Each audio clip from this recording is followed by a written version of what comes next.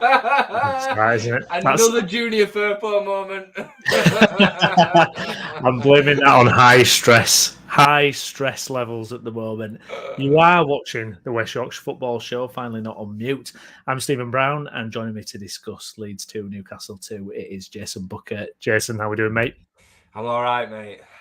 Genuinely, I messaged you saying I feel physically exhausted, and that's how I feel. Like it's just brutal in here. Like every Saturday or every game night, game day, it just feels exactly the same. It's just been awful. I can't wait for it to be over. Oh yeah, I'm just ready for that end now. It's almost annoying that we kind of still have a slim chance because I'm like, it just carries on the torture to the next week. You know, it just never seems to end. I mean, I've purposely stayed away from like other fan content and podcasts this week. I've not watched much stuff. I've not listened to much either because I was just like, I want to forget about it until we actually winds you up, get on. Yeah, it does wind you up because we're not in a good position and why build the pressure up? But there you go.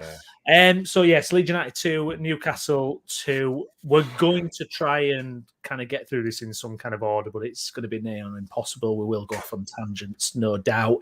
If you're watching, please smash a like on the video and get your comments in. What did you think today? So many talking points, which hopefully we'll cover. Kicking things off then, Jason, starting lineup, very different lineup. Did you like it? What stood out to you? Yeah, I mean, I think the Sky Sports kind of animation that they put out had us in a 3-4-3, and I instantly knew it weren't going to be 3-4-3 because Greenwood weren't going to line up like in a front three or anything like that. It made sense what he did. We don't really have a good defensive midfielder since Tyler Adams is out. So put Robin in there. It was unknown whether it was going to be Robin or Max, but it made more sense to have it being Robin because we wouldn't have had a left footer in the back line otherwise. Centre back, should I say. So yeah, it made sense. We're okay with it. Rodrigo and Bamford both in the starting lineup makes sense. You know, we need goals, we need points. So yeah, I mean, a bit disappointed to see Nono come back out again, but again, I understood it. Because he didn't have a great game last week. In the moments where he did get on the ball, he struggled. And it was clear that we were going in a bit of a different direction. We got as much height in the side as possible. Sam Greenwood to take set pieces. So yeah, I understood it. I understood it, mate. Yeah. Rocker, nowhere to be seen in the starting lineup. Subs bench, not an Allardyce player, you get the feeling at all, really, in terms of the type of player he is. I don't know if he's got a knock as well or what, but I thought that was quite telling. I just thought he didn't. Again, I mean, I said this to you a few times. I just don't think he suits, a relegation battling team where you need legs, you need to get about. Like, confidence is obviously on the floor as well. Technically, he's miles better than Sam Greenwood. Miles better. He offers way more as a centre midfielder. But again, I understood the decision. I mean, I've seen a few people say that Greenwood had a really bad half. I didn't think he had a really bad half. He got caught on the ball once where he just should have got it out to Harrison. But he were, really good in the build-up to the penalty. And I thought he showed some good moments of real composure. He turned on the ball and opened up space a couple of times. I thought he had an all right game, to be fair, Greenwood. But again, when he got hooked at half-time, Forshaw came on. I thought Forshaw were brilliant. Yeah. I thought he were excellent. So yeah. Yeah, I thought Greenwood probably slightly disagree. I thought he was okay in moments, but I still thought he got caught on the ball too much, and some of his decision making. I mean, that shot that he had, I thought, this is perfect. This is what he should be about. Technically so good at that as well. I know.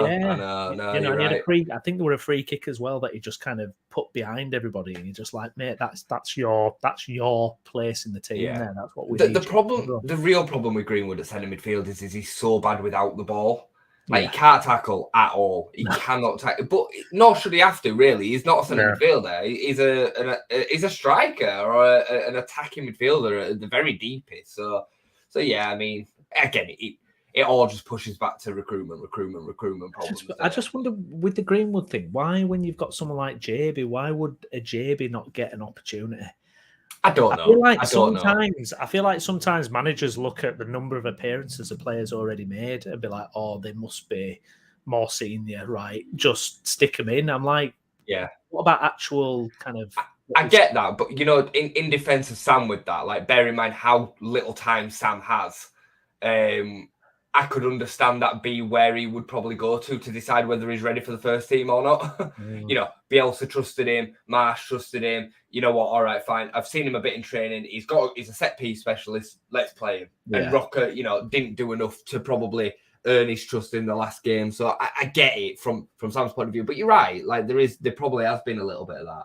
Yeah. But I can't be too. I don't think we should be too critical for Sam for even maybe basing his selection purely on that.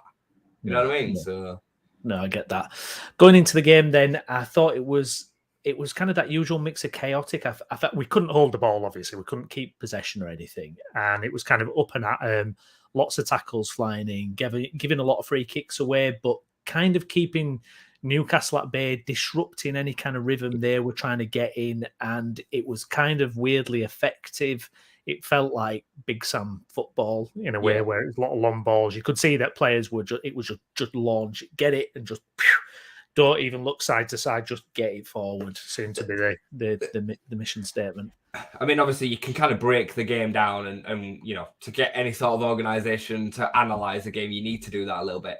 Up until the mad 3 minutes, we stifled them to pretty much nothing. And over the 90 minutes, we didn't give them much in terms of clear chances on goal. A couple here and there, but they're a good side. They're going to create chances. But especially up until that moment, we didn't even let them in down the channels. Robin was screening in front of the back four really well.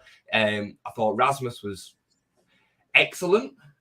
I thought it was really good today. Like there was a couple of moments where he showed some real good attributes of a centre-back. I thought Verba struggled. I thought it was Verba's worst full performance. Yeah, I was today. really surprised with that. Yeah. He allowed himself to get caught in the emotion. He looked to me like he was short of half a yard. There was a moment where, beginning of the second half, he got burned down the right-hand side. And I thought, that didn't look like Verba. It was kind of like his running motion were a bit weird. And I thought, I wonder if he's carrying an injury and he's doing what he needs to do. You never know. Like, players play injured all the time. So maybe he's carrying something that's just, it's kind of contributed to a bad performance. But you know what? If it were Pascal Stroik, I'd be absolutely slamming him into the ground whether they were injured or not. So we've got to do the same thing. You've got to be fair overall. So but sorry, going back to my point, I thought Firpo started okay. We'll get on to him later. I know we will, but I thought he started okay. I thought Ayling was really good early on. Really good. Defensively, he was dealing with Isaac quite well. And he was getting forward well as well. And obviously was in the right position to score the goal. I thought we started really, really well. But again, how many times are we going to say that? It is the tombstone. It's what would be on the tombstone to this season's grave, isn't it? Well, we got the lead, though, this time in so many games where we've not even got the lead, and we've played well for 15, 20 minutes, but we usually don't even get a lead, but we get a lead in this game. It was one of those moments. It's probably the first time we even got the ball in their box, to be honest, but Bamford with some really nice work, whipped in a right-footed cross, header down, Ayling's chasing in, 1-0 Leeds. I mean, you just felt the roof of the stadium come off. Yeah. You're thinking, right, we've really got what I was so happy with in that moment. This is why I got sucked so badly into the game when I told myself I wasn't going to do it, because I understand what you're saying about Big Sam. We were never going to get thrashed, but just I've become so demoralised watching Leeds this season. I've had so many kicks in the balls from this club over this season. I had no expectations. I wasn't nervous. I just watched it and thought, what will be, will be. But when you get a lead, and you think that is something to hold on to for the 90 minutes now. We don't normally do that. No, we've got something to really hang on to here. We get the lead, fantastically worked goal. And then, I mean, we've got to talk about the incident. It's crazy, isn't it? Because coming to the incident, the game, like we can talk about what would have potentially been had we scored it. But if we'd have not got it, I think it'd have had the same effect as if we'd have scored it, because we were in the ascendancy. It felt like we were going to score again. We were playing well. We were defending well. It's amazing what can happen in moments of football games where the game swings. And I mean, the build-up, and this is why I say Firpo had an all right first half. that passage of play was fantastic. Greenwood, beat a couple of players, stepped inside, little ball inside, fair overlap. It's a stone waller as well, by the way. Like, it is an absolute, it's not one of them where it can be kind of, oh, is it in it? It was a stone wall penalty. Yeah, they were aggressive in the right way with Firpo, wasn't he? That first half, it was flying into tackles and that it run, was good that in the tackle as well. It was good in the tackle as well. And then we can get onto this, right? Like, I know for pretty much every 9 people, every 10 people that's going to comment potentially on this Bamford incident, 9 of them are going to go absolutely ballistic at him personally. But I've been around football long enough. You've been around football long enough, Brownie. No striker that has taken penalties in the past, he's a club's number 9. He's going to say, no, I'm not taking the penalties. They're not. Yeah. They need to be saved from themselves. And in my opinion, that is on the manager and the coaching team to say, sorry, Pat, you missed one earlier on this season. Your confidence is low. You've only scored 3 goals this season. Is it 3? I think he's on 3. Yeah. You scored 3 goals this season. You are not taking a penalty if it comes. Rodrigo, you're my man, right? Or whoever. But because the thing is with Pat, he hasn't even got good striking technique. He doesn't strike the ball well anyway. No. So that is kind of a necessity, as a basic to taking a penalty. Then comes composure, mentality, power, and all the rest of it. It's crazy. It is absolutely ludicrous that he steps up and takes that penalty. Yeah, a couple of comments here we'll get through to before we discuss this further. Mick T, thanks for your comments, mate. Bamford needs to go. 2 sitters, Leicester and Newcastle. England worthy my ass, cost us 6 points. Michael Brown, cheers for your comment. Rodrigo is Leeds' main penalty taker and has only missed 1 penalty away at Cardiff. Bamford missed a last-minute penalty at home to Arsenal, as well as penalty misses in the Championship. Yeah, I mean, I put it in probably one of my top 5 angriest moments when Bamford missed that penalty, because I was screaming, don't let Bamford take that penalty. I remember messaging you a few weeks ago when... and I said about a game, I was like, if we get a penalty in this game, do not let Bamford take this penalty. And that was about a game weeks ago. It was so bleeding obvious he was going to miss that penalty. He'd already missed the penalty before he'd taken it. Yeah. And I was absolutely enraged. And I think you're right. He needed to be saved from himself. I just don't understand how he could be allowed to take it. And you should never feel like that with a penalty either. Like, the keeper is so up against saving a penalty. Like, out of penalty percentages, I would reckon it's probably somewhere in the 80%, 85% range that all penalties are. 85% of all penalties are scored, something like that, I would say. Yeah. But I knew, everybody in that ground knew he was going to miss that penalty.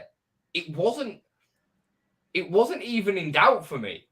No. And the lack of confidence that he had in himself to take it was shown by the way there's an angle of the penalty from behind the goal, and he strikes it straight.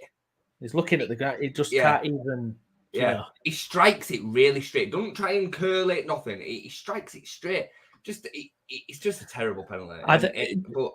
But the thing is, Jace, as well, look at the week he's had. He's deactivated his Twitter account due to abuse, which I don't agree with. I don't condone. I think that's disgusting. I think if you publicly go out and you're messaging people, or if you're directly tweeting people with abuse, I think that's way out of line. Stupid. I think it's absolutely out of line. But I also think as well that a lot of people have come out and defended Bamford, which they should. But also, some of these people, by the way, tweet a lot of disgusting stuff to other players and owners and things as well. Suddenly certain people can be abused and certain people can't be abused. So I think that's a whole thing as well, but we're not going to get into that today.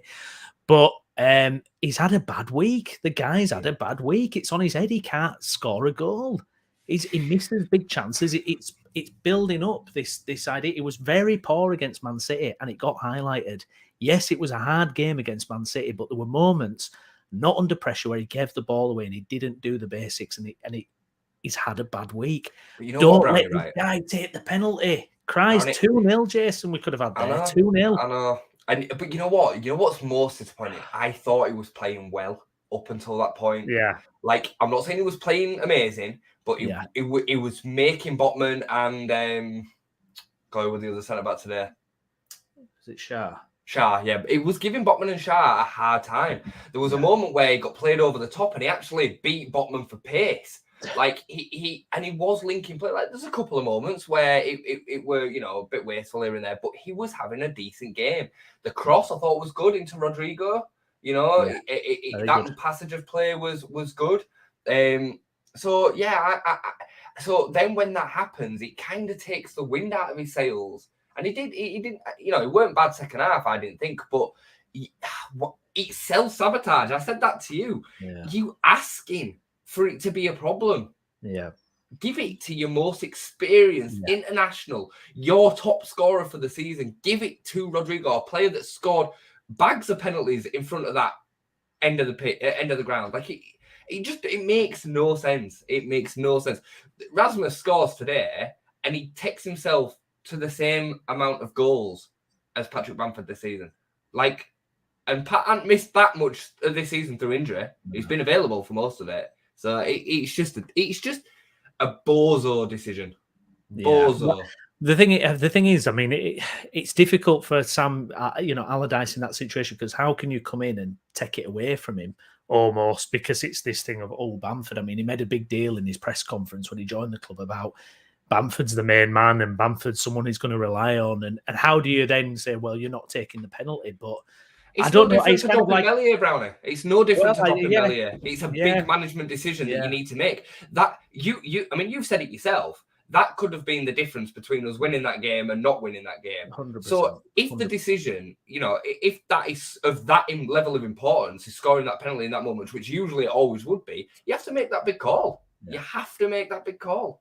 It could only be Leeds United where a penalty is a disadvantage, because I think you make a great point. I think without it going to a penalty and us missing a penalty, the atmosphere would have still been absolutely buzzing. Because, like you say, we were in the ascendancy. Suddenly it was like, we were getting more on the front foot, creating opportunities, and that penalty, missing that penalty, has absolutely killed us. It took the atmosphere out of the air. The players were all sick. Newcastle had the tails up and instantly went down the other end and get a penalty of their own. And I'm absolutely convinced that doesn't play out like that if we don't miss the penalty. Like, if we don't even get the penalty, sorry. 100%. Michael Brown. Bamford took the penalty due to his ego, having missed the last-minute sitter against Leicester, as he wanted to amend that miss rather than abide by the Leeds motto, side before self. The thing is, I mean, when you said it to me, when you said it to me when we were messaging before, I did think, there's not a striker in the world that's going to go, okay, I'm not taking this penalty. It's not that had been decided before the game. It was decided before the game. Yes. Yeah. Well, I think Allardyce has come out and said, I've just left the penalty order as it is. So obviously Bamford's at the top of the order.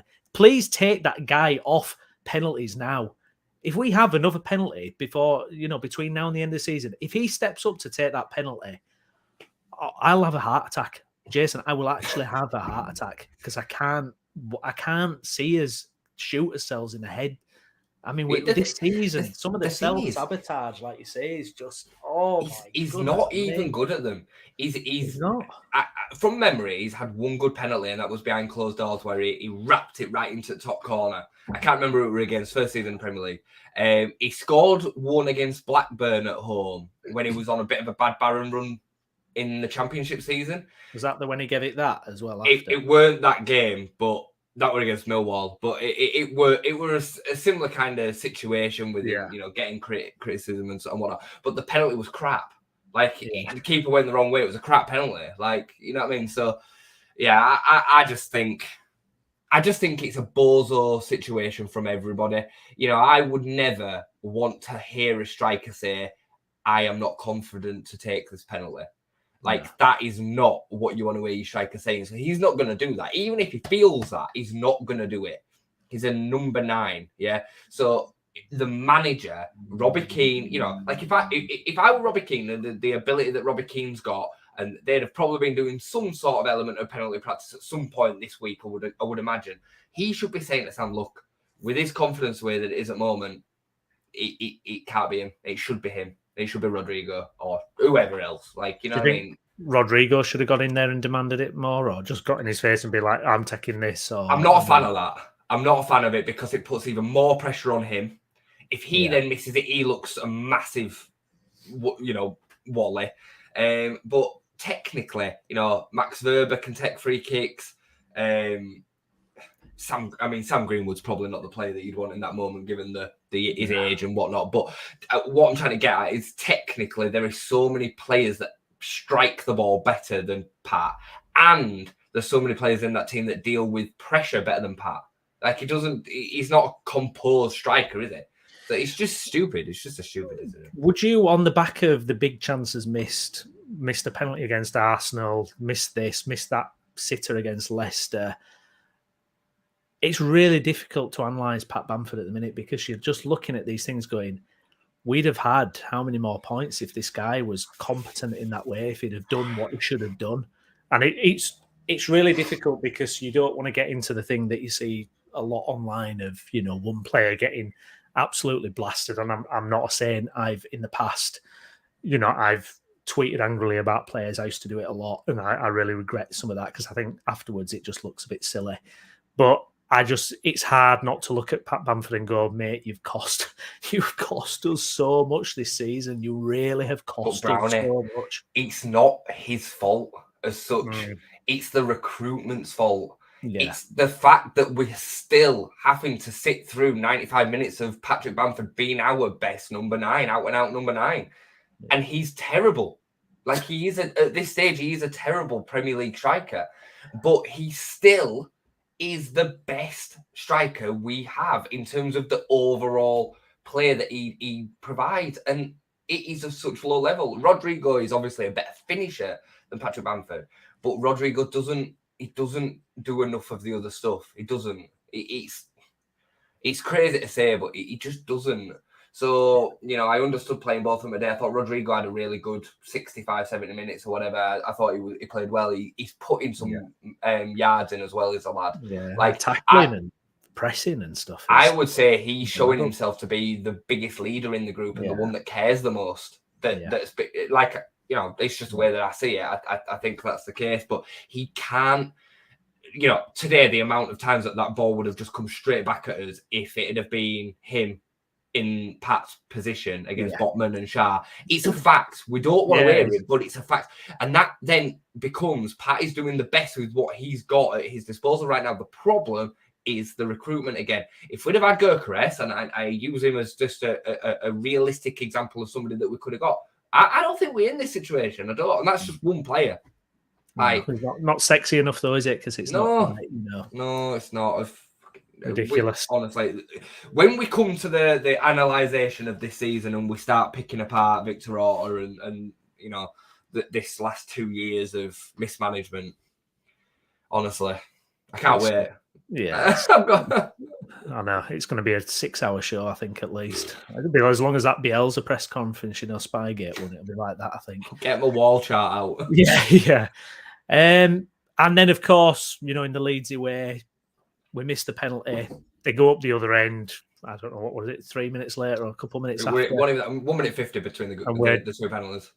Tackles diving in. Verber, I mean, is it rash? I mean, I don't even feel like I really watched it because I was just so angry at that missed penalty. I was just like, and then all of a sudden they've got a penalty and Verber's like, you look at it on the replay and he's you know, I just think it was very similar to the strike foul against Foden. It reminded me pretty much of that. But again, I mean, he's not on his own. Firpo's flailing all over the place like a salmon. Like he's put Verber in a bad spot then because Verber's felt committed to have to do something. But again, it's part of this squad's underbelly that they can't deal with. What's the word that I'm looking for? They can't deal with setbacks. They can't deal with adversity. That's what I'm looking for. They can't deal with adversity because the fact is, we've missed a penalty. You've got to get on with it. Deal with it. Put the ball out for a couple of throw-ins. Set yourself again. We're still winning this game. Not over, is it? No, we were still winning. It's the same situation as that conceding that goal against Palace. Now, not to be too critical of them, we still did show some bottle and being able to deal with adversity today. But yeah, in that moment, Verber flies in. Robles, bless him, he gets so close to it. If Wilson's penalty is just not as perfect as what it is, he saves it because his hand is literally like it's like this. it's so close. So yeah, what do you say about it? I mean, and then how it was just You can't even. I mean, even by Leeds United standards, it's just unbelievable that we'd have a penalty to put ourselves 2-0 up. They flashed up the table when we were 1-0 up. We were in 16th for a few minutes there. 16th we could have been in today. And I just think it's the most Leeds United thing in the most Leeds United season. This season. It just adds to the collection of moments that we will sit stewing over at the end of the season and go, there were that one, there were this one, there were that one. It's littered with them. Honestly, it is littered with them. I mean, just over the last 2 weeks, the Leicester moment where Pat misses and today, we've got 4 points. Yeah. We've got 4 points and we're probably thinking we're all right here. Yeah. Like, it's wild just how many moments. And I know any team will be able to say that, throughout a season, but we have them constantly. This season is full of them. Absolutely full of them moments where just mentality problem, man. Well, this is why it feels doomed. This is why all week I've kind of flatlined with it, because it's like this season is just not our season at all in any way, shape or form. Every big moment goes against us practically. Yeah. We're just not getting those Gellert moments against Norwich or Strike's goal against Brighton. It's just one-way traffic at the minute. It's a combination of all of it, though, Brownie, isn't it? It's a combination of quality, recruitment, personnel, character, and luck. Management, the change in management, all the rest of it. Like, it's a combination of all of it put together. And sure, we have had some bad luck this year. I go back to Bamford's goal against Arsenal as an example. It's one that just sticks in my head. It's a fine, perfectly fine goal. So yeah, I don't know, mate. Getting into the second half, then, did you think they reset themselves pretty well? It seemed okay, that start to the second half. It seemed that we were actually kind of breaking forward a bit. Forshaw was on, and the thing about Forshaw is it's composure, isn't it, on the ball, and being able to carry the ball and make the right decision that a lot of the other players have just never shown. Yeah, no, I did. I thought they set themselves well, and clear Sam wanted to make a change at halftime. With the way that it had gone, bring Forshaw on for a bit more composure, and fair play to him. Like, we can say what we want about Forshaw, and I said last week that it's again a damning indictment of the recruitment, the fact that we're hinging as hopes on the midfield on Adam Forshaw, but. To be fair to the lad, to give him some props for what he's gone through over this last few years and still being able to come on and, not dominate, but certainly have periods of that second half where he dictated that midfield battle. Like, I think fair play to him because his body has been through the mill. So, yeah, I thought we reset second half well, but every time they went down junior third post side in that second half, I were like... It's just Mickey Mouse defending. It's just bozo defending. He was so bad in that second half. Yeah. Every time they went up against him, they beat him. And, I mean, he could have been sent off twice. Yeah. He should have gone for the handball. I mean, what is he doing, Brownie? What is he doing? Like, he gets the tiniest pushes in the back. And arms up. And the arm is so high. I mean, it doesn't change the trajectory of the ball. It doesn't. But it's still handball. Like, it's beyond stupid. Could not believe it in this day and age, could you? That someone would throw their arms up. It's some of the worst defending I've ever seen. Where it where your hand is anywhere near it, it gives handball. And he's thrown his hands up like a goalkeeper because of, like you say, a slight nudge that's just nothing. He's trying to buy it, isn't it? He's trying to buy the foul. It's just stupid. Why the switch off, though? Why the switch off from him in the second half? I mean, he has a decent first half. Why? What happened? I'm going to tell you straight. It's because it's crap. That's why. Like, I can't analyze it any more than that. He's so unnatural at defending. It's unreal. Like, I do think he's got moments in him going the other way where he's okay. Like, he times his runs well into the box. I don't think his delivery is particularly great. You're not going to see him get it at a certain angle and whip a ball in. But I don't, he can dribble, he can run with the ball, but I don't think he's particularly quick. No. He doesn't offer anything consistently as a defender. Like, he can do it in moments, Brownie, but you need to be able to do it for 60, 70, 80 minutes and then maybe let one past you or two. But in that second half, it's constant. It was constant. And who was on his side? Almiron. It was Almiron, wasn't it, that was on his side. Almiron was stinking the place out first half. He was awful. And second half, honestly, Firpo just gave him the run of that side. It was so bad. So bad. And then the penalty, and then the foul on Wilson. Yeah. For the red card. What's he doing? What is he doing? Well, on the thing, he's ball watching. He has no idea about the man. And then he barges into him, and you're just like, oh my God, where is your awareness? Yeah, he's so bad. Look at the man as well. He's like,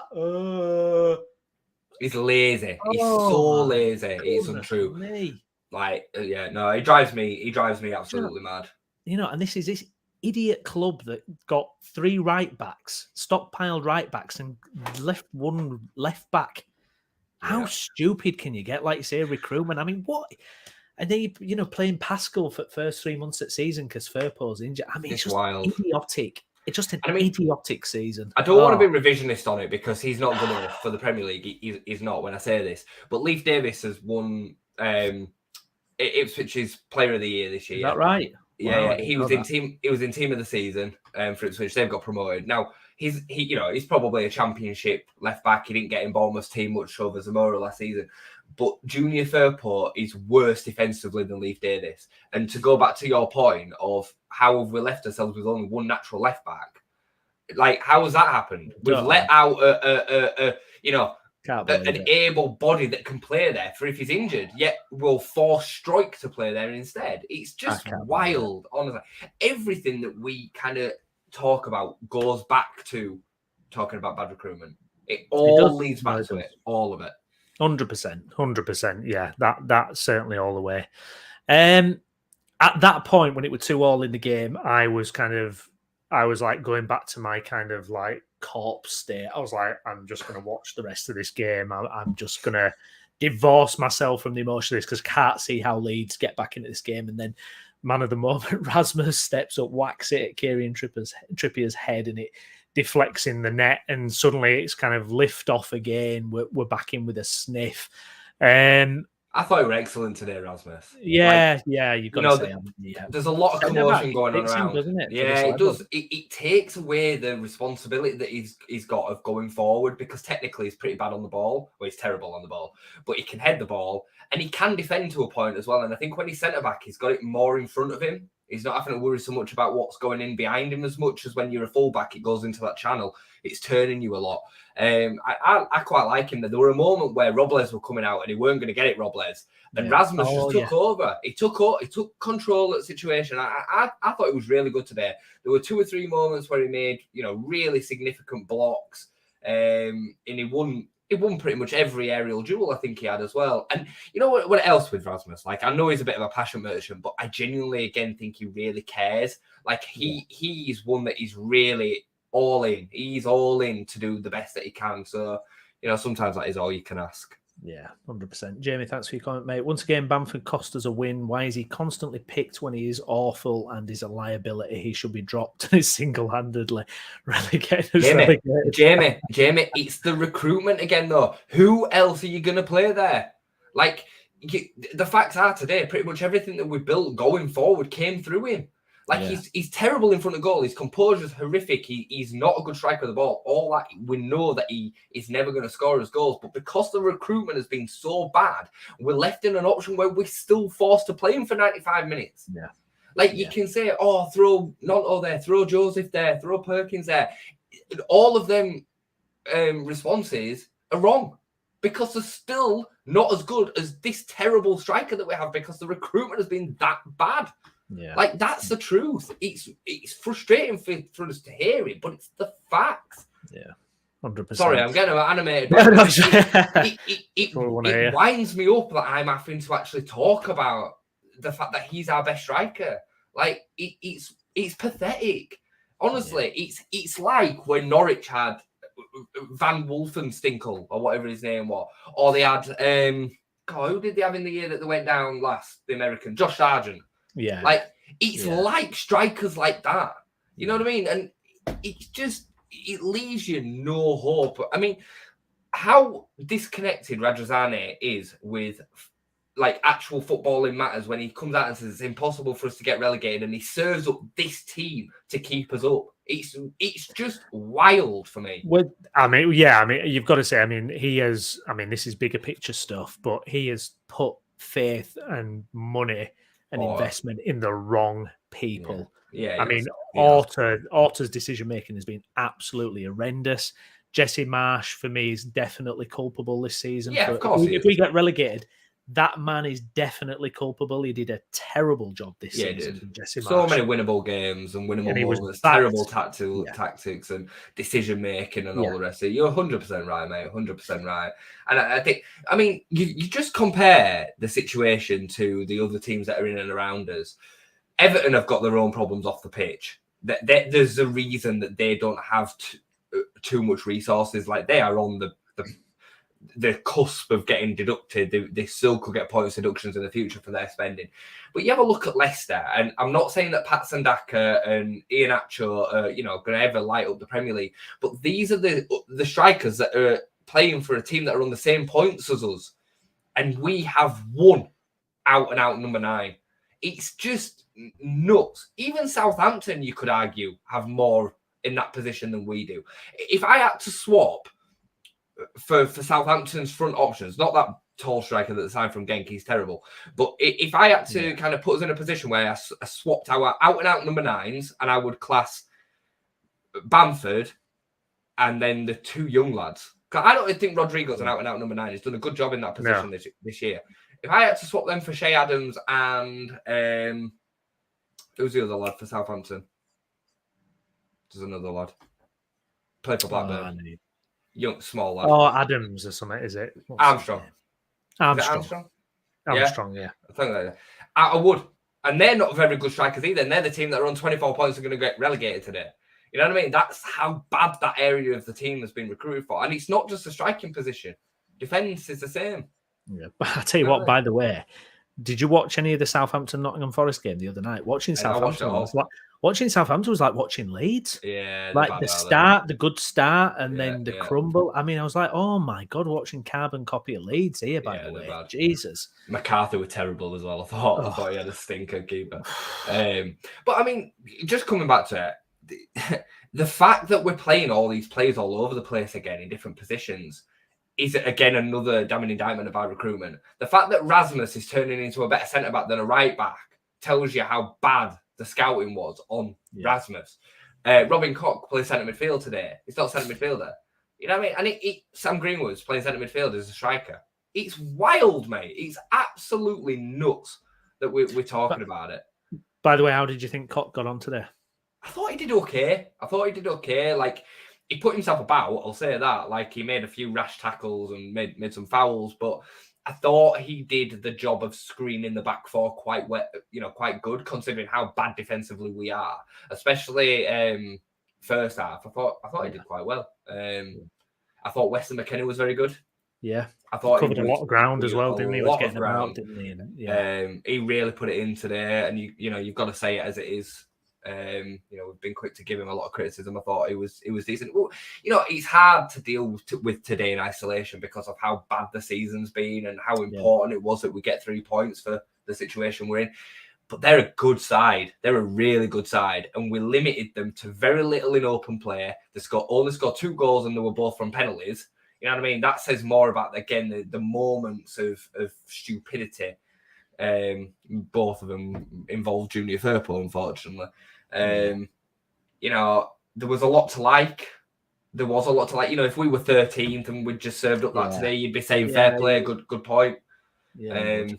But unfortunately, I keep saying this, and I'll keep saying it because it'll keep on happening. But I think, that's not going to be where we get relegated. But I think it was our last chance to kind of to really box it off. It could be that we now need to win both our last 2 games, and it's just so unlikely. It's so unlikely. The 2 home games for me today was massive because it led into the next 2, if you know what I mean. Like, it's always the next game that's more important, and it was Sam was right. It was absolutely vital that we didn't lose today, and we didn't. And we did gain a point that, against third in the league, but it just felt like it was there for us to go and win that game today. Definitely, 100%. I mean, he's come out after and he says he hopes we're still in it going into that Spurs game. He hopes we're still into it, but what position are you going to be in? I mean, we're keeping an eye here on the Forest game, and it's 2-2 with them and Chelsea. So I mean, that's a decent point for them. It keeps the gap, So I mean, and this is what's going to happen. I've heard people this week. I mean, I just don't understand it when people say, well, Everton won't win another game, and it's going to be fine because Everton will win. Everton are going to be Brighton 5-1. What planet are you on about? Of course, they're going to win another game. Everton are going to beat Bournemouth. Everton are going to win that last game of the season, and they're going to finish on 35 points. Yeah. So, as an absolute minimum, we need to be finishing on 35 points. The best we can hope for with Everton really is that they get steamrolled today. Because we could do with that goal difference swinging back the other way, because it could come down to goal difference. As long as there's us, Leicester, Everton and Forest all close, there's becomes a more likely that goal difference could play a part in the situation. Leicester's goal difference is pretty strong. It'd have to probably be against Everton or Forest that it makes a difference. But yeah, I don't know what else to say, mate. I mean, the fact is that they stuck in. They showed a lot of resolve today. They didn't crumble when going 2-1 down. They did put it back on them again. I think if you had to analyse the game and say who was more deserving of the 3 points, and you'd have to say it was us. Not that that means anything, but in terms of trying to just analyse that going into this last two. Firpo's now suspended for the next game. Hopefully, doesn't come back in, because I do think he's just a liability. You can't trust him for a 90-minute game. He'll look okay in parts, but you worried though you're left with Strife, though? I mean, I don't want to play Pascal there. I don't want to. What do you do, Verba? Do you think maybe? I'd play Verba there and hope Cooper comes back. I think you're right, though. I think there's something with Verba's fitness, because I just worry about something at left back if he's not got any legs on him. One thing I thought that was interesting, I want to pick up on. I mean, I thought it was another really good performance from Robles as well. Did you see the moment where he calmed the cop down? He was asking the cop to calm down, and Phil Hay tweeted that out, and I just thought, do you know what? Look at that. And do you know what? That is when we were under the cosh. They'd equalised first half, and he just settled it down. To literally turn around. He was saying to all the players, settle down, turn around to the cop, settle down, and we got to half time. He just thought, oh my God, that would never have happened under Millier. He's so good. He's so good at keeping hold of the ball. Yeah. Like there were a moment where Almiron, I think it was Almiron, took a shot, and Millier just spilt it into the 6-yard box, and Robles just kept hold of it. He had a couple of moments where he punched one up into air, but, again, you're playing the most difficult position on the pitch. Like, you're going to have moments. But he was so assured. He nearly got to the penalty as well, the first one. I thought it was excellent. I feel so much more assured with him behind. And again, I mean, it only goes to further go back, and we can't help but go back all the time and look through, some of the decisions that Gracia did and didn't make, like why he didn't come in for that Fulham game. Because I think we win that day, mate. I do. I think we win that day with Robles in the goal. Yeah. He doesn't make that first mistake. It's a different game. Even the Bournemouth one, the 2 goals for Bournemouth, 2 of them goals against Bournemouth wouldn't have happened with Robles. Yeah. And I mean, Sam, from what we've seen of Sam over these 2 games, we definitely are better defensively. Yeah. Definitely. It's whether they can maintain it for a long period of time, because we looked a little bit more solid than the Gracia to start with, and then the players went back and started doing what comes natural. But, the decisions of keeping on with managers for too long, again, will come up and up and up constantly. But if Sam had been here for longer, I do think we'd probably have another 4 or 5 points on the board. I do. That's where I feel bittersweet with it, because I look at that today and you can definitely see fight.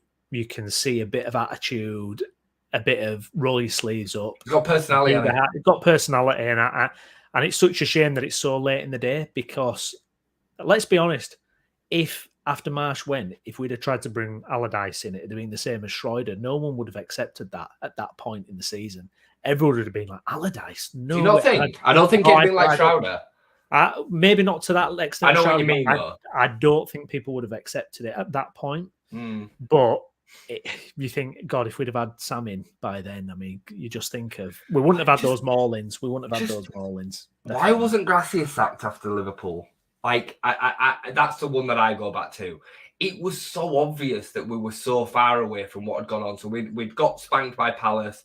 Then did we get spanked by Liverpool directly after? I think it was straight after, wasn't it? Yeah. It should have been gone. It should have been gone then. And then we'd have been able to play Fulham, Leicester, Bournemouth. That's right, isn't it? Yeah, Fulham, Leicester, Bournemouth with Sam. Now, we got 1 point out of Fulham, Leicester and Bournemouth. We'd have got more than that out of them 3 games with Sam in charge. Yeah, Namgor, pity we didn't get Allardyce a few games ago. Yeah, I know. It's, you know, if you'd have just had just a handful more games, we could have had more points. Let's see. David, that comment that's just coming out. Like, what game are you watching? Like, I don't nothing today. I disagree completely. I'm guessing that it means we didn't deserve anything. We didn't deserve nothing today. Actually, is that what you mean? Or are you saying that we didn't deserve anything? We didn't deserve. There's so many double negatives in that. Yeah. So you're saying we didn't deserve to lose? We didn't deserve nothing today. Yeah. Okay. Sorry. Yeah. I apologize. We had to decide for deserve nothing. Yeah, we had to. So we deserved a point or more, is what you mean. Yeah. I apologize. I was reading it as. Yeah. No, we definitely didn't deserve nothing today. Like we played well. Yeah. We did. We played well. And again, if we weren't in the situation that we were in, we'd be all saying decent performance from Leeds today. Newcastle are going well. You know, probably going to qualify for Champions League. Like, these are no mugs. You know, we quietened Isaac down, who's one of the most exciting attackers in the world. Yeah. You know, we Guimaraes had a stinker, I thought, today. We dealt with him really, really well. Trippier, you know, we dealt with crosses well. We dealt with, most set pieces we dealt with quite well, didn't we?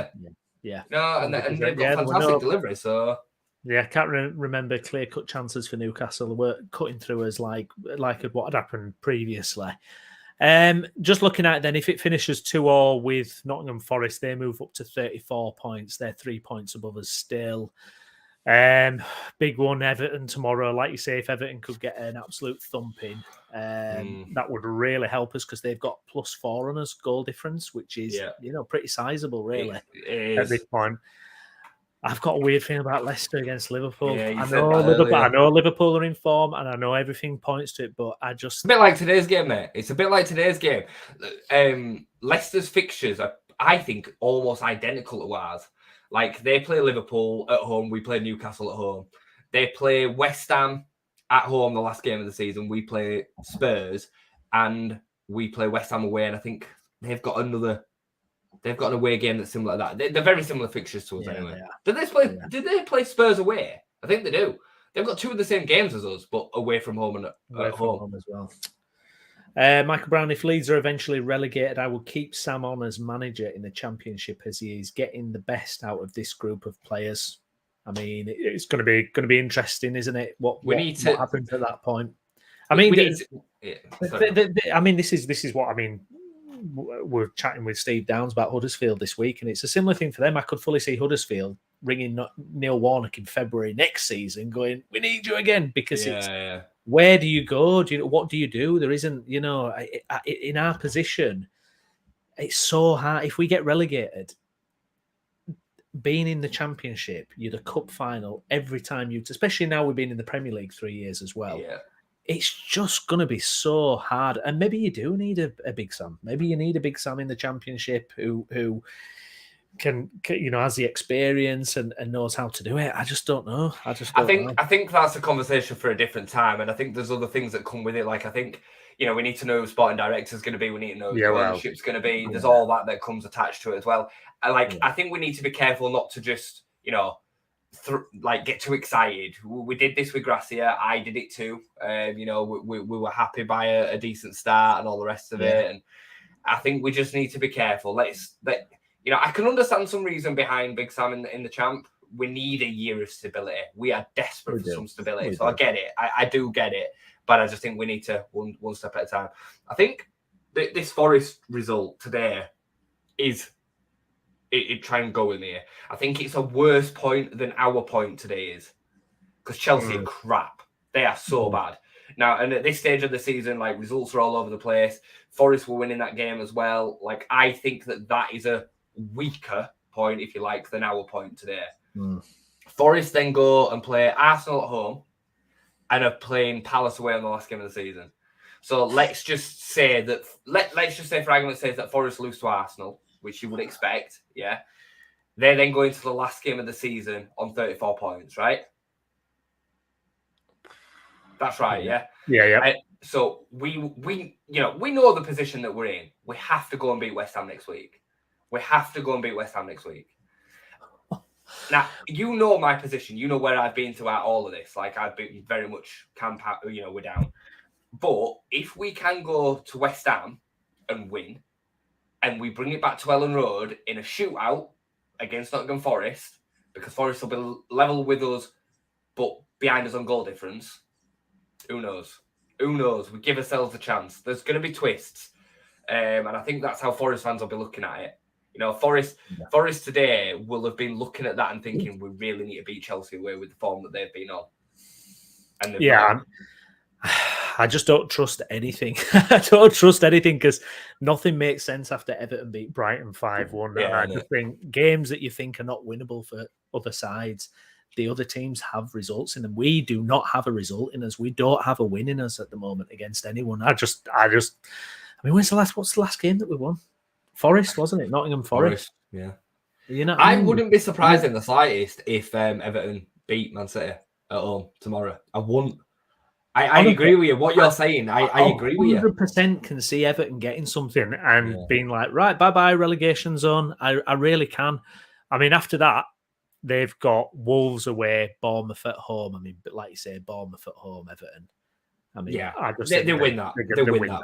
They absolutely win that, definitely. Everton, for me, are not even part of the equation. It's Forest. No. I know Everton are behind Forest on points, but in terms of the bigger picture, it's between us, Forest, and Leicester. I do think we'll go down. I've said it for a while. I think even more now.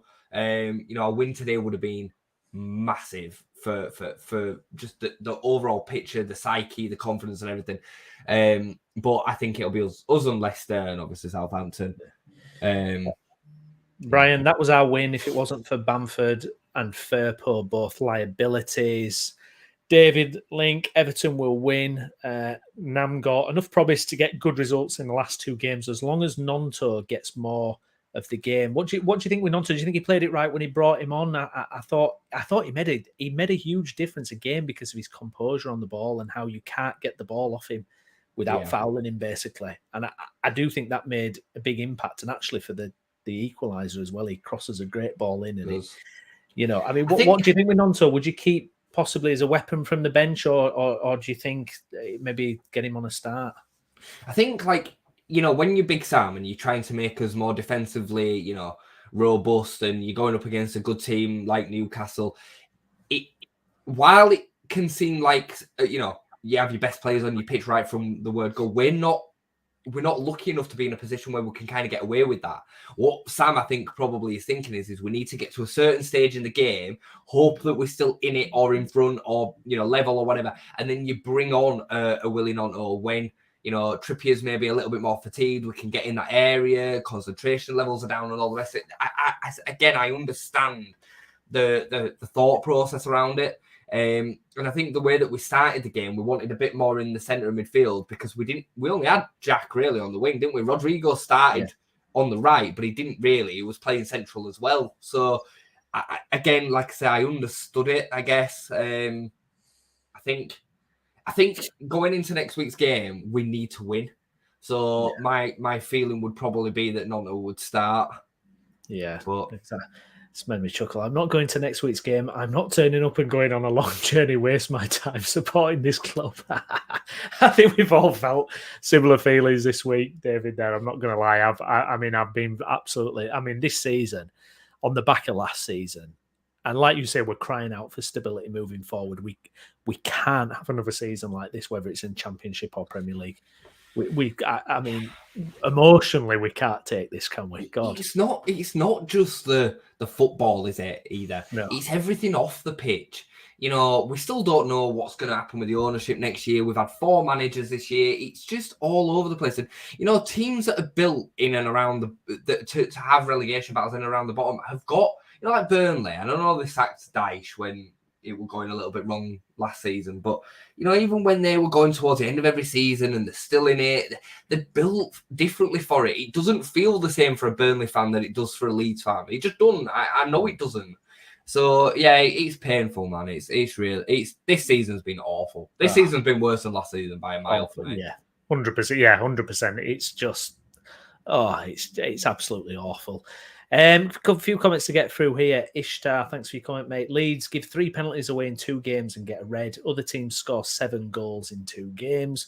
We are going down, guys. We can't ignore the sign, lads. They are disgraceful. I mean, look, a lot of what you say is right. They are going down. I totally do too. Going down. I think this is just too much. And that run of games we had in April, when April was the month, was just absolutely terrible. Deserve to go down. We do. We do. And I mean, after 38 games, you finish where you deserve to finish. So if we do somehow manage to scrape it, then fine. But I will maintain for months now that we are one of the worst 3 sides. Like, on paper, on the field, we are one of the worst 3 sides. We are such an unbalanced squad. The recruitment, the management situations, the club deserve to get relegated. If I were watching it as a neutral, as an opposing fan, I'd be saying Leeds are one of the worst 3 sides. So, 100%. 100%. Yeah. We are record-breaking amount of goals we've conceded. Yeah. Nick G, Everton will get spanked at City tomorrow. They are very much still in trouble. We hope so. I hope so. I really hope so. But I mean, they were so good against Brighton. I mean, a result like that is just, unless they have a huge drop off like Leeds did, post the Forest game, I don't know. But I'm just hoping, Brownie, that it was Brighton that had a really bad day, because they were poor, especially in the first 20-25 minutes. Brighton was so bad. Like, all Everton had to do was knock one over the top and they were in behind. So let's just hope that Everton just hit Brighton at the right time. I don't know. Everton were good too. I'm not taking anything away from them. No, exactly. Namgorn. Oh, yeah, we read that one, didn't we, about Nonso getting more game time. David, I don't think the owner will be there next year. I'm not sure. We saw Rads, didn't we, in the tunnel before? And he was talking to the players, trying to G him up. Penny for his thoughts. You wonder what he thinks now going. You'll have to watch some of the analysis shows, David, of what we've got to say at the end of the season, because I just think it's such a big topic. I mean, we could break it down into all sorts of components. I will always appreciate Radrizzani to a point. We've had some terrible, terrible ownerships, including Ridsdale, GFH, Chelino, Ken Bates. Like, we have had some of the absolute stink. And I don't for a second think that Rads has done it because he's, now a diehard Leeds fan and all he cares about is Leeds fans and Ellen Road and all the rest of it. Yeah. He's a businessman and he wants to make money, but he has also, invested a lot of his own money. He brought us Bielsa and he brought us some fantastic times that I will, as long as I live, look back to and think, I'm super grateful that I got to experience that. But Brownie hit the nail on the head earlier when he said he's put his trust in the wrong people. And what he did was he's carry on with it for too long. We saw this. Victor Orta should have been sacked last summer. Yeah, sure. At the very latest, he should have gone in the summer. We need to take the club in a different direction. This ain't working. And we then bring in a new structure. And he didn't. He stuck with it, and he's got a massive ego problem. We know that Rads has got a huge ego problem. He would not have wanted to be proved wrong, and eventually he did it when he had no other choice. He had to do it. Yeah, a few weeks ago. So absolutely. Thanks for your comments, guys. Get them all in now. What do you think about the game today and going forward into the next week game against West Ham, which is absolutely huge? Ishtar, 78 goals conceded last season. How many this season? These lads don't deserve the support they get. It's astonishing. I mean, the amount of goals they've conceded over the last 2 years is just embarrassing. I'm so glad I'm not at school anymore. Like, if I was a Leeds fan going to a school now and there was fans of, different teams, it'd be absolutely horrendous. It used to be bad enough when I was at school. We had a Champions League team, for God's sake. You still used to get sick then. We were League One and Championship when I went to school, so second school anyway. Oh God! Oh wow! Good luck with that. Yeah. Champions League were like I was like 10 maybe. Yeah. Let me just respond back on Ishtar, right? So yes, let's get that coming up again. I gotta say that like there's been moments this season where the lads have chucked it in. There definitely has. I've seen it. Like, but I think on the whole, we've seen it today. The players are trying. They're just not good enough. And again, that comes back to the recruitment, Ishtar. Like, there is no way that 3 years into Premier League football, we should still have to be relying on Luke Ayling, Liam Cooper, Adam Forshaw, Patrick Bamford, and it goes on and on and on. The signing of Weston McKennie and it being unbalanced for the team, you know, the midfield options that we've got, the centre backs, the fact that we're still, you know, we've got less centre backs now. We're having to play Rasmus Christensen at centre back, a player that wasn't good enough to play right back that we've badly recruited. Junior Firpo, you know, it goes as far. This is nuts, right? But you know, if Barry Douglas was still here, he'd be the best left back at the club. Yeah, God. If Gianni Alioski was here, he'd be still the best left back at the club. Oh, I miss that guy. So make that make sense, because so when you're saying that they don't deserve the support, I don't agree with that, because I do believe they're trying as hard as they can with what they've got. They're playing some of the best players in the world week in, week out. You know, Newcastle are going to be in Champions League football next season, and they've played their absolute soul out today. I've got no problem with the effort that they've put in today, but not being good enough is not their fault. They should be moved on and replaced with somebody that is good enough. Yeah, absolutely. I think they must look at that as a bad result today, Newcastle on the face. Absolutely. Yeah, absolutely. You know, chasing Champions League.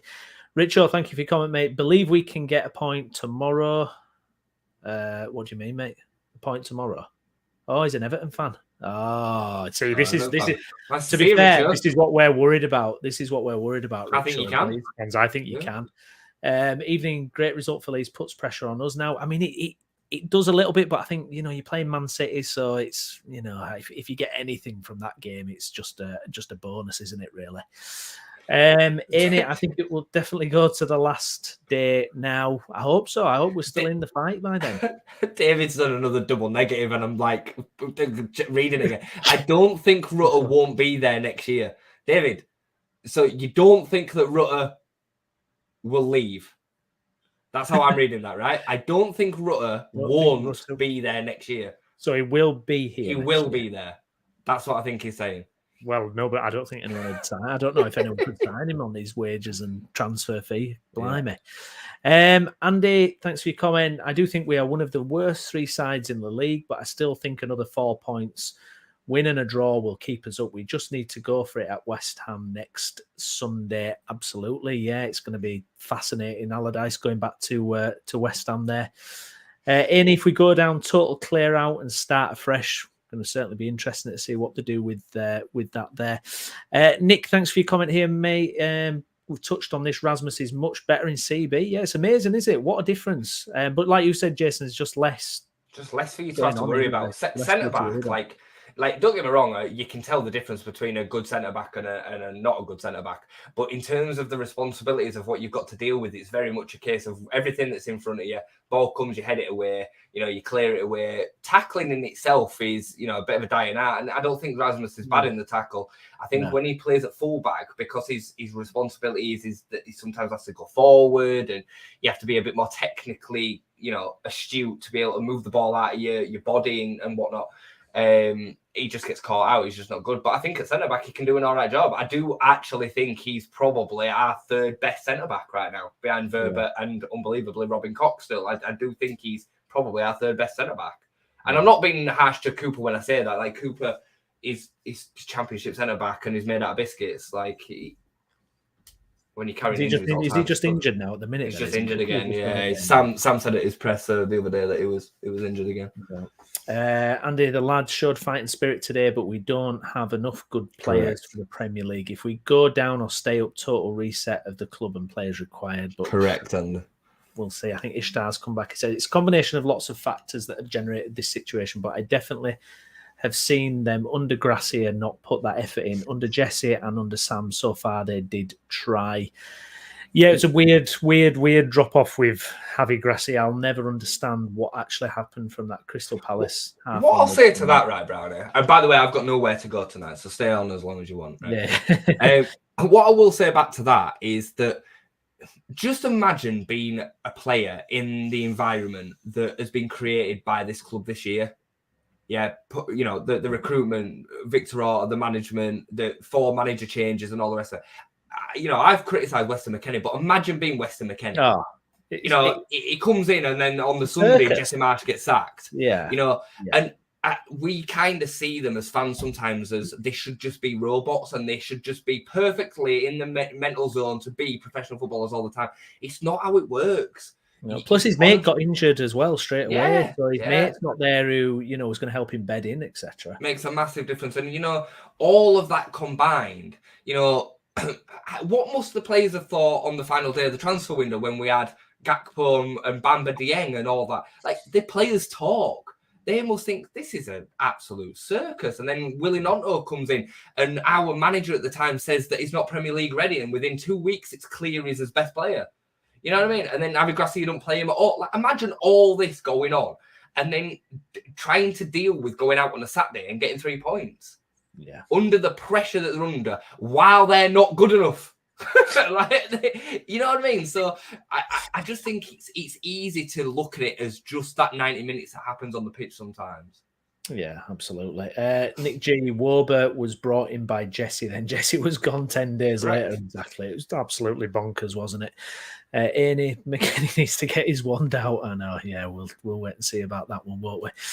Ernie, Bamford could send us down. Ari, Leicester miss, and today's penalty miss. Yeah, it's not good as well. David, ruthless. David will get you as director of football. I think I would get rid of Bamford, Rutter, Pascal, Koch, and Firpo. I can't imagine there being too many takers for a lot of them, though, at the minute. I mean, Koch had some big links, didn't he, earlier in the season? Newcastle. German international, mate. Yeah. I think, you know, if we go down, because we are going to get stuck with a couple of these, I think if we do go down, I think Jorginho Rutter absolutely cooks next year.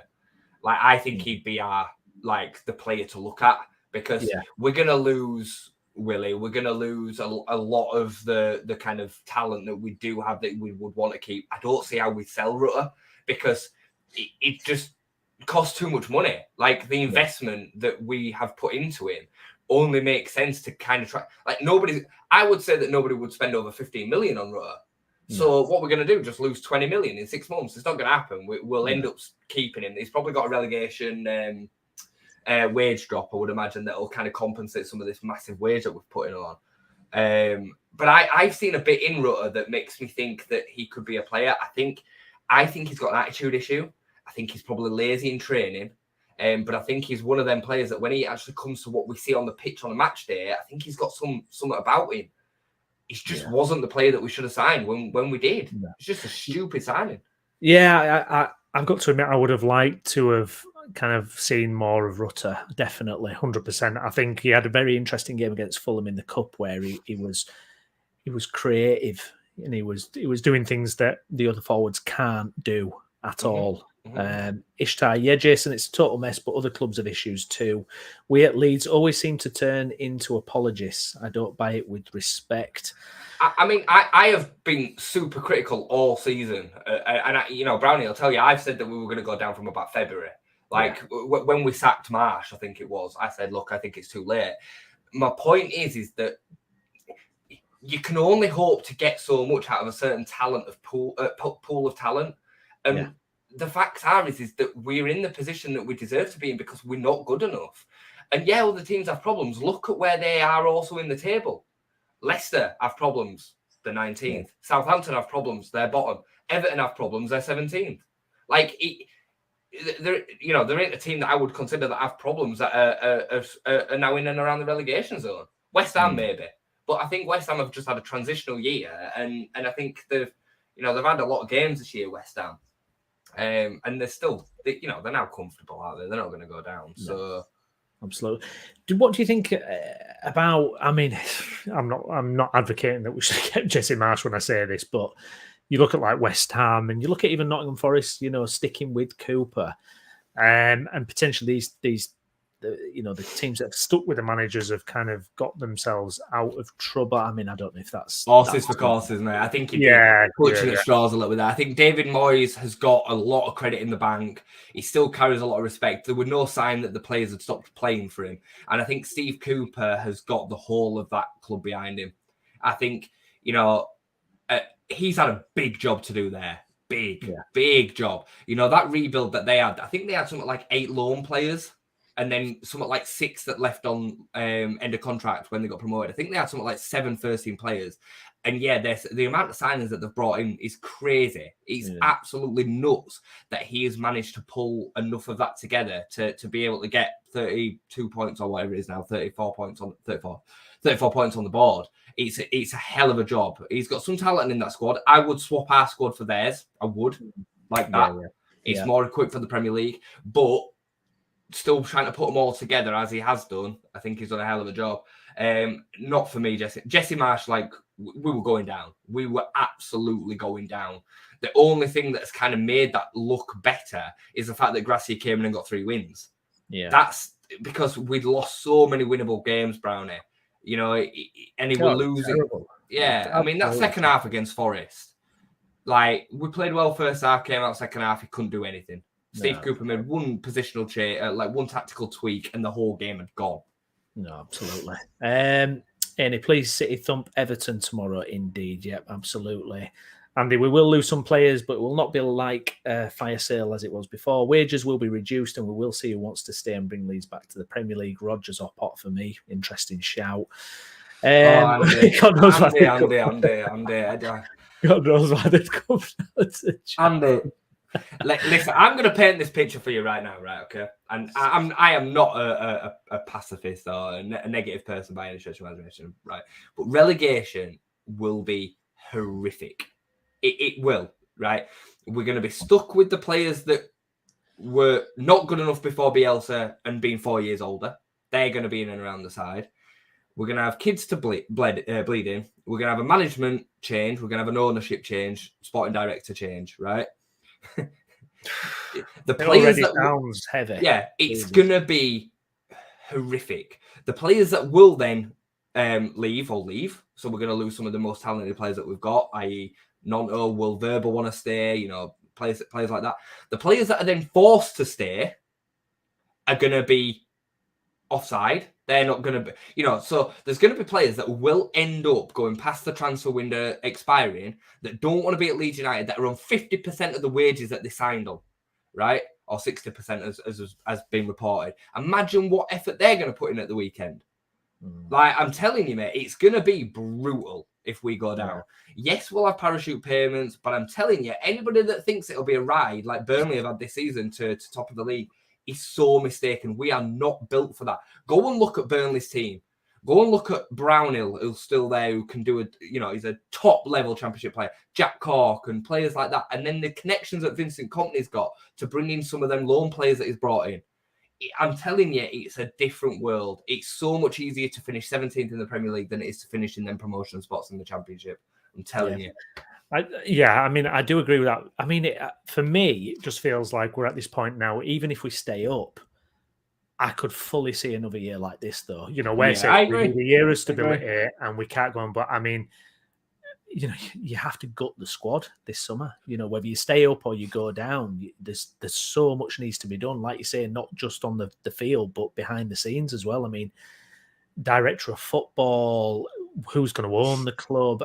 I mean, it's not going to be easy. It'll be a mess in either, but like I say, it's far easier to get 37, 38 points in the Prem than it is to get hundreds like Burnley have got this year. Where, I mean, you might not need that, but you know what I'm saying. Yeah. And you've got to then bear in mind that Burnley, Sheffield United, and another have then got to adjust to the Premier League. Fulham, Forest, and who were the other promoted side this year? Fulham, Forest, and God, who was it? Bournemouth. Bournemouth.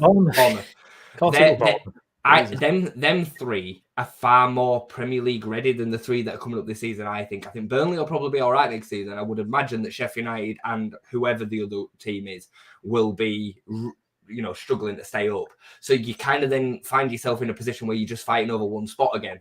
You know what I mean? So it's for me. Well, yeah, and also the problem. I mean, this is a longer term potential problem if we go down as well. Is you've got to bounce back. I mean, Sheffield United, they're switching off the lights in the training ground because they can't afford to pay the bills. Yeah, like they needed promotion this season as a last resort because they've already been out of the Premier League 1 year. And look at them, close the lights off. You look at West Brom issues. Look at Huddersfield, what they've been through. Watford. If Leeds go down and they do the Leeds thing where they just, don't get their act together and we stay down, yes, we get parachute payments for a couple of years, but that's it. It's like people have forgotten the years before Bielsa. I think that it's just going to be back like what it's going to like the Championship's just going to be like that. It ain't. Yes, I was my first season ticket, right? So I've been a Leeds fan and been going ever since I was about, 8 or 9 year old. But my first season ticket was the season that we got relegated from the Premier League. It was the first season of the Championship. I remember it really well. I remember I went to a lot of away games. It was a mess. It ain't going to be like that. But football's evolved since then. The football has changed so much since then. And the players that we were able to attract in the Championship then, it's a different kettle of fish to what it is now. There were a time in the Championship where clubs were signing players like Ross McCormack for 15 million quid, Britt Assombalonga for 15 million quid. When was the last time you saw a big transfer deal in the Championship? It doesn't happen because the money's not there, guys. The gap between the Premier League and the Championship is so much bigger than it's ever been. If Coventry or Luton come up this year, I mean, they are going to get absolutely drilled.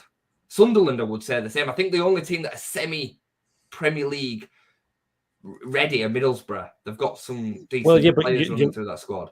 Well, you look what Forest did. I mean, Forest came up and just went, right, 100 and whatever million, 150 million, signed 25 new players and just try and flush the squad with talent. Just try and flush it with quality. And just... But again, I mean, Forest are a great example of some of the players that we could have got hold of. Renan Lodi, Keylor Navas, and it runs through. And I'm not saying that we had to go and get 5, 6, 7 more, but 2 or 3. A 1 year is not a great example, but them 2 goals that he scored against Southampton last week, Bamford don't score them. He don't. No, and it just gives you that little bit more quality. So, absolutely.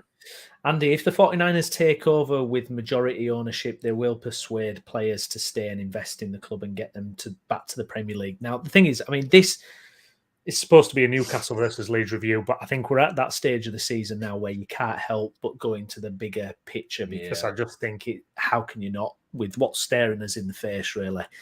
The 49ers, it's interesting with the 49ers. I don't know. I don't know what they'll bring because it's an investment group. Where's the expertise there for football? Who are they going to bring in as director of football? What are they going to do? It's the same minute, Brownie, as when Newcastle got the books in and then they went and got Dan Ashworth as their first kind of appointment. It was like Stuart Webber. I've heard Stuart Webber's name. Yeah, like you're our guys. And that's what they would have to do. That ain't on us to have to do, and that's a decision that they have to get right. So they definitely aren't going to be the football people, but neither is Rads. Rads isn't the football person. He doesn't. That's not what he's about. So it's going to be an absolute mammoth summer, mate. Either way. Sorry, I'm just reading David's comment. And if we go down one positive note, yes, cheer a go without the pregnant pause. Happy days. Yeah, that's true. The thing is, David, they will want the club. It's whether Rads will be prepared to sell at the price for what they would value as a Championship club. It's not whether the 49ers 100% want to take over Bayern Leeds United. They own 44% of us. So they can't just disappear. The problem for the whole situation is that they have already agreed a set amount for the latest January 2024 if we are a Premier League club. And if obviously we get relegated, we won't be a Premier League club. So we will then be valued at less. So it's down to then Rads to either agree to sell for a lower amount or extend the time in which he owns the club to try and get us back again. So they will 100% want to buy us.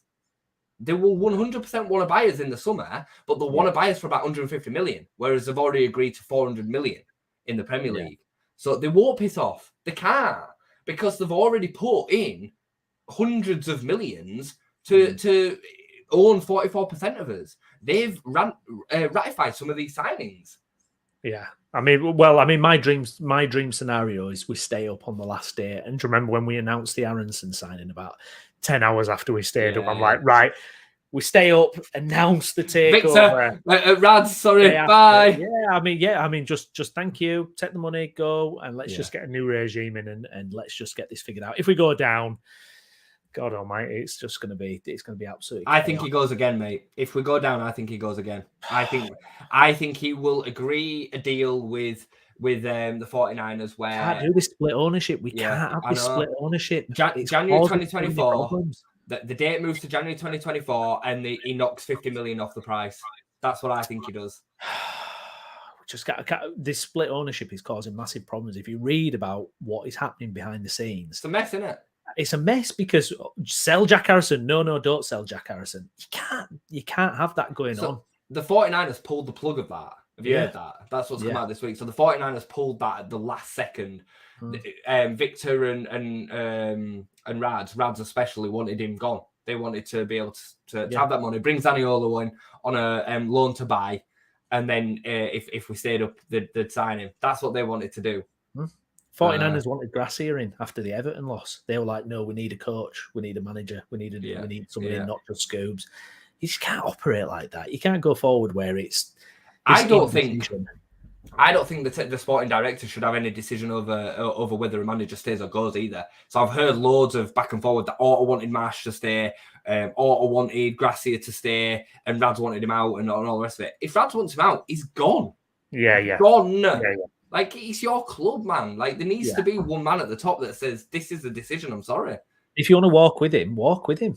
If you want to go with him. If you're so 100%. Back your man and you want to do that, then go. But I absolutely agree. I think he's been far too beholden to Victor Orta. Just some comments from Allardyce in the presser today. Some nice stuff from Allardyce. He says, Allardyce, my emotions, I needed 2 Valium when I came off to calm me down, but I enjoyed it.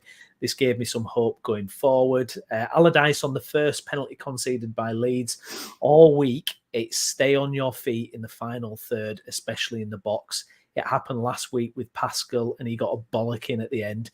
We're giving goals away by doing it, and we can't afford to do it. Yeah, just stay on your feet. Right, it's so right. How hard is it? How hard is it to do that? Give the keeper an opportunity to make a save. Yeah, you know what I mean? Absolutely. Don't be rash. Like, I'm not saying let him take a shot. If you can't make a safe block, then just let him take the shot. If he could scuff it and it go out for a goal kick, like, you know what I mean? So yeah, I think Michael Brown hits the nail on the head with it, but it's impossible for us to be able to look at it like that because of the situation that we're in. If we were 13th in the league, it'd be a great point. You know, I don't like. Yeah, I'm sorry, I don't buy all this thing of like, hey, we got to, it's like, no, we have to win a game eventually. I don't care who we're playing against. The other teams are getting results. Look at how many Forest have clocked up recently. We got to do it. We got to do it eventually. A can't believe we're in the same boat as last year. Remember, Rad's impossible to go down. If you'd have told me a year ago that we'd be back in a situation that's probably feels a lot worse at the moment, to be honest. I'm trying to remember kind of what state of mind I was in the last couple of weeks last season, but I don't think it was as bad as this. And I think it's because it's happened twice on the trot, and it's just. I thought we'd flirt with relegation this year, but I thought we'd ultimately finish 14th, 15th. But that was when I thought that Forest, Bournemouth, and Southampton were dead. Yeah.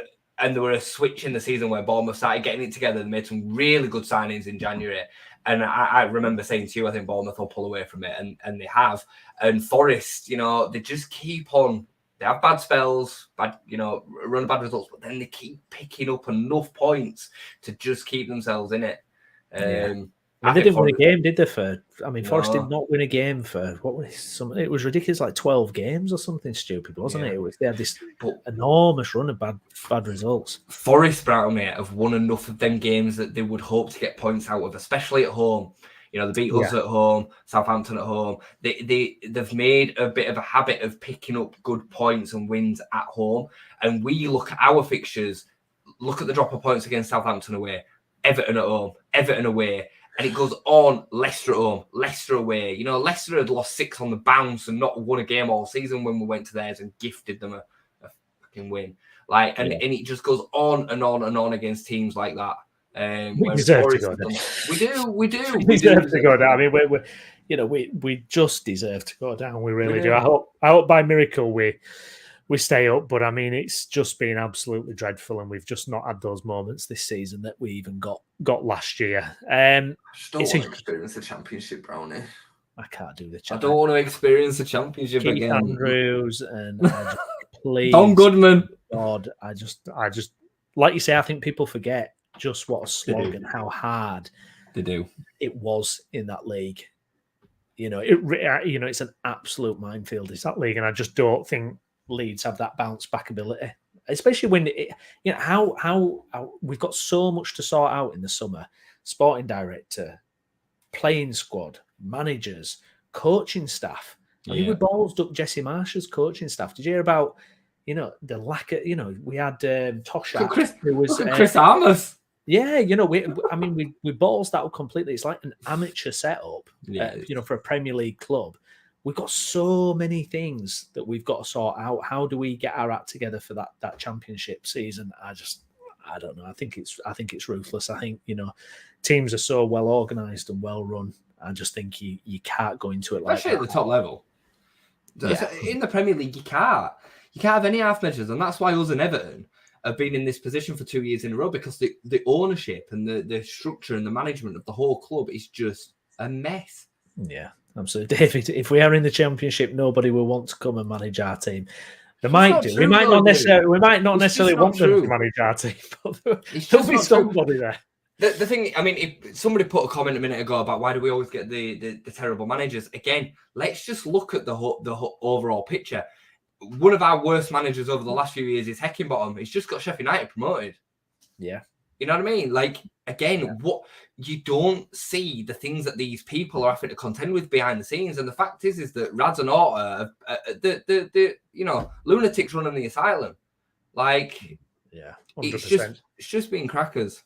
Ishtar, we haven't got that Championship grit. We have a team of lightweights. Now, the thing is, I'm glad that at least we've had a couple of our younger players that have been in the Championship a year now. So we've got Creswell out there, we've got Hjelde, and we've got Gelhardt, who, have got a bit of blood on the studs now. They've been there for a year. I know Gelhardt's kind of been in and out and struggled. We've got Drama as well. We've got 4 players there.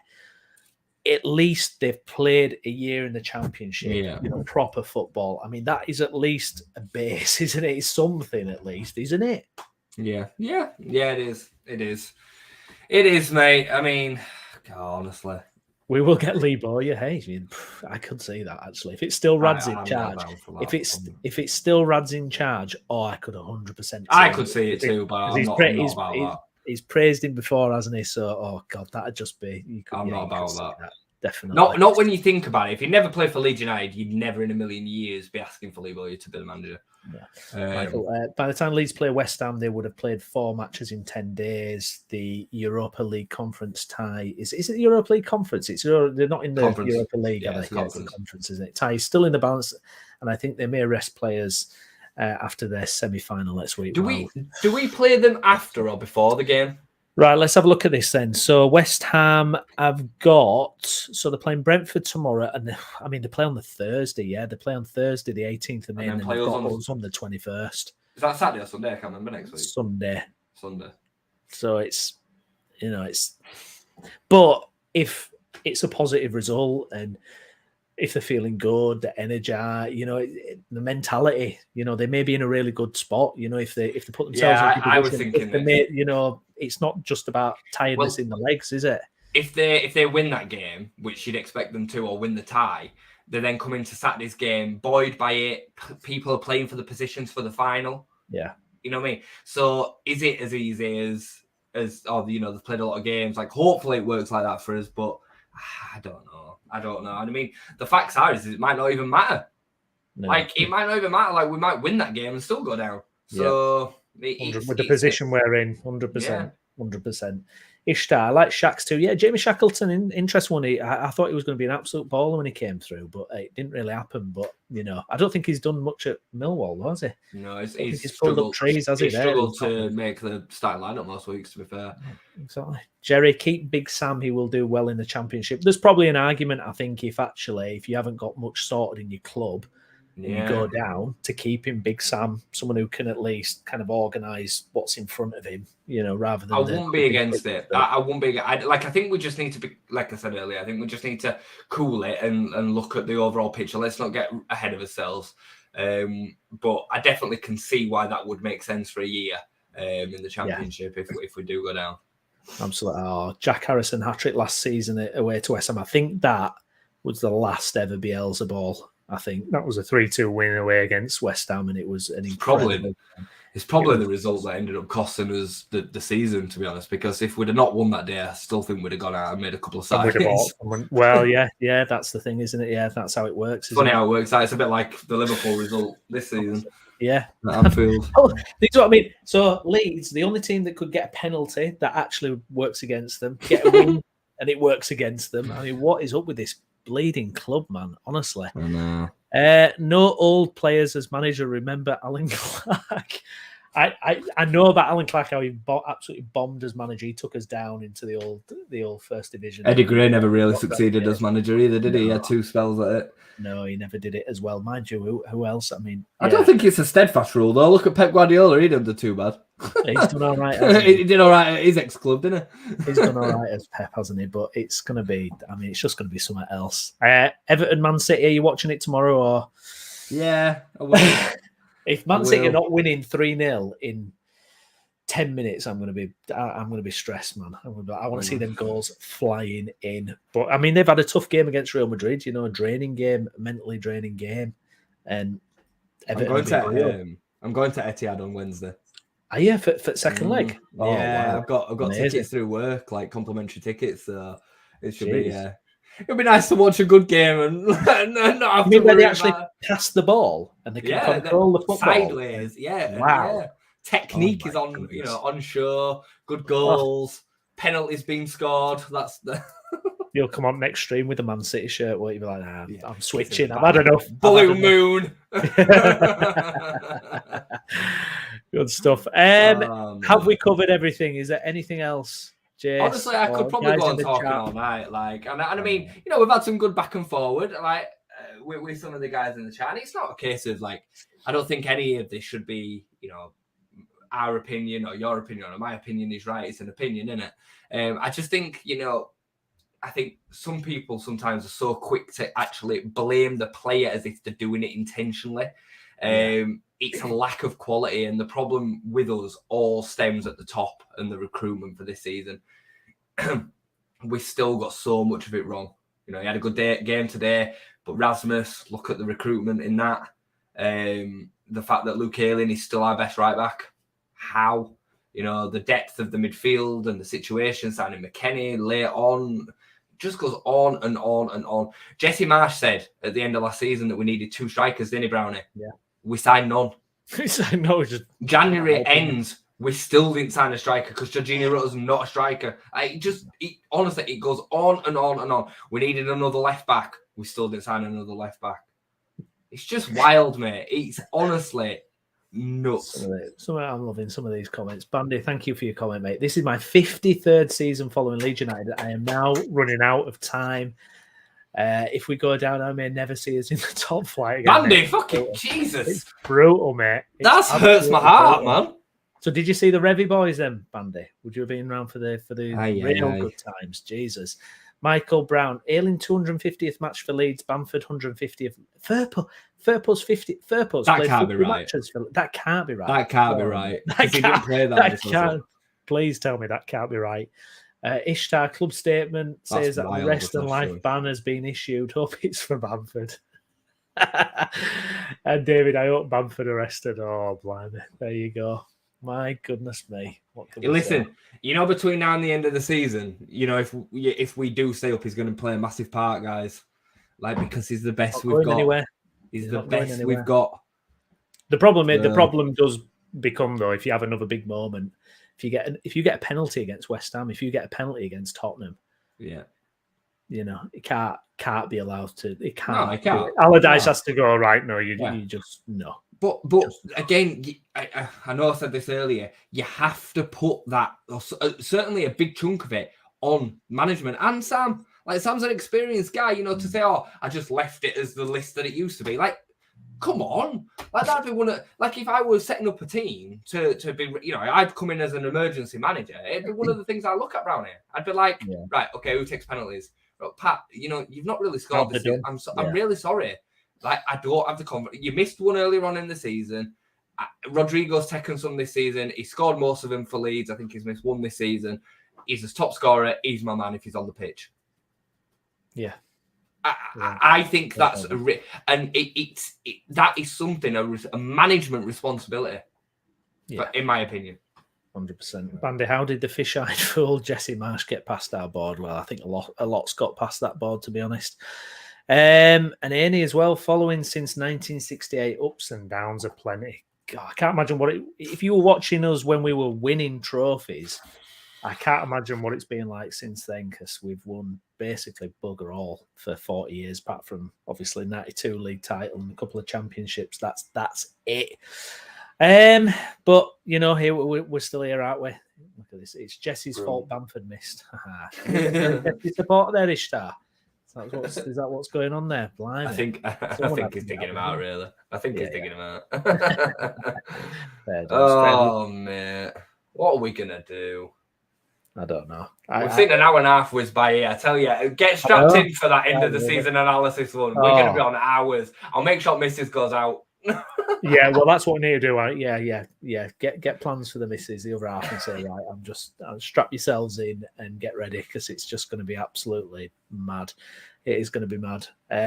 But we'll be back here, I'm sure, next week, won't we? We'll be back here next week after the West Ham game, where I think really we could either be out of it completely by then. It could be over next week, couldn't it? It could be over next week.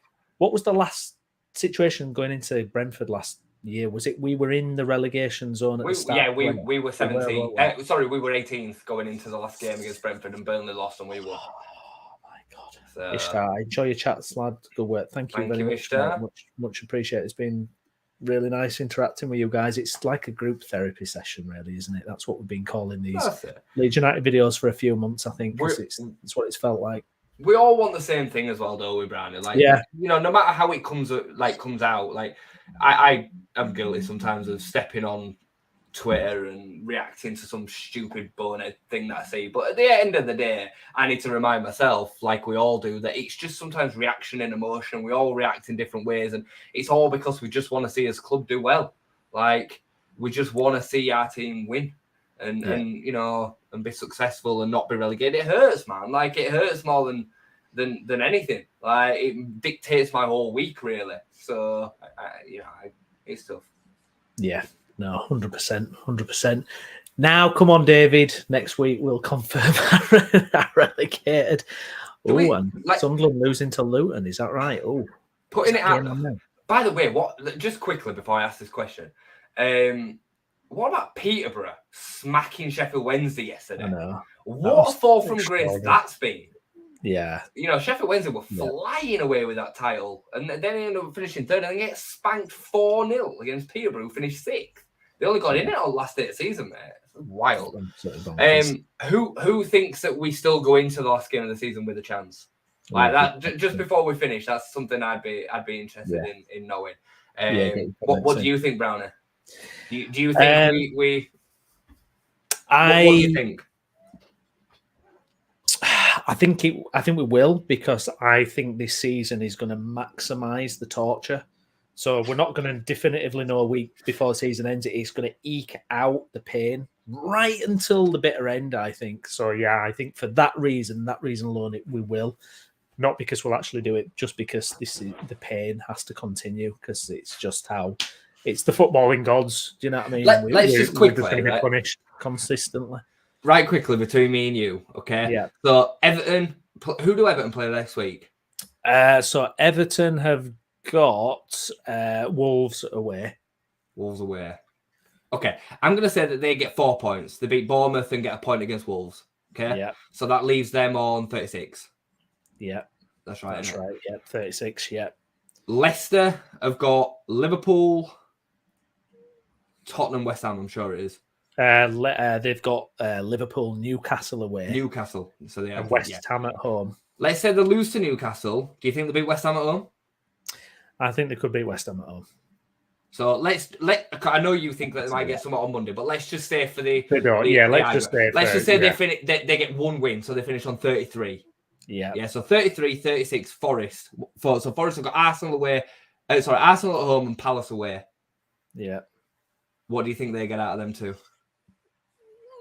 Surely they're not going to get anything at Arsenal.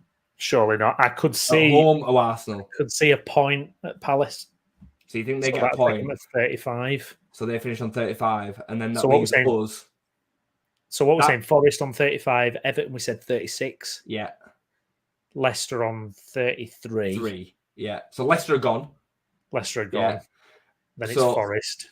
So Forest are on 35. Yeah. So that means that we need 4 points. That's working it out like that. That means 4 points would keep us up. If we were writing all of them predictions, which I think are fair predictions, they're not being too biased. Yeah, that would leave us needing 4 points, and we'd stay up on goal difference because Forest's goal difference are a lot worse than ours. We would though if you work out in that fashion. Yeah, we would. Now the question comes is, can we get 4 points? That's the crux of it. Next week is just going to be. I mean, what? Also, when are the other teams playing next week? Because we always seem to be first up at the minute. So, so Leicester don't play till the Monday. We're playing on the Sunday. Leicester don't play till the Monday. Yeah. Everton play on the Saturday, so we'll know where Everton stand by then. And Forest, they play on the Saturday as well. So we'll know Forest, Everton going into that final bit, that final game, and then it's just Leicester on Monday. But if we win next week, I'm amazed we're still in. Do you know what? Actually, yeah, I am. All things considered, I'm amazed we've even got it to this game. To be honest, everything going on, it's just unbelievable. Let's have a look. What you guys saying in the chat here? David is saying Everton, Leicester City will win this week. Yeah, so it's. I've been waiting for Everton to go down for 50 years, so we can assume this. It is annoying how Everton have run so poorly. They've been an absolute disaster of a club under Mashiri, and they're just surviving, and it's really frustrating. It's really frustrating because they do deserve to go down. They absolutely deserve to go down. Yeah. I mean, for the last 2 years, how they spawned it last year under Lampard is wild because he's just an horrendous manager. I mean, David, Everton and Leicester are just not going to all of a sudden start banging games away. And I've said that I think Everton might be able to get someone, but the likelihood is that they'll lose to Man City. They're still a terrible side, and Leicester are even worse. Yeah, Leicester are not coming into this with any sort of form, and Liverpool are flying. Liverpool are 6 wins in a row. So, Bandy, this is the first time I've seen you boys get subscribing, mate. Get subscribing. Yeah, it's gonna be absolutely fascinating to see what happens next week. We'll be in touch over the Man City game tomorrow against Everton. Absolutely huge. let me say this quickly, Bradley, right? Yeah. So, my missus Rainier went game on earlier, and Bamford missed a penalty, and after I'd got over my initial rage and kicking stuff and having a bit of a man paddy, I picked up my phone and my missus stop ranting to Brownie. She knew what I was doing. I was straight on phone to you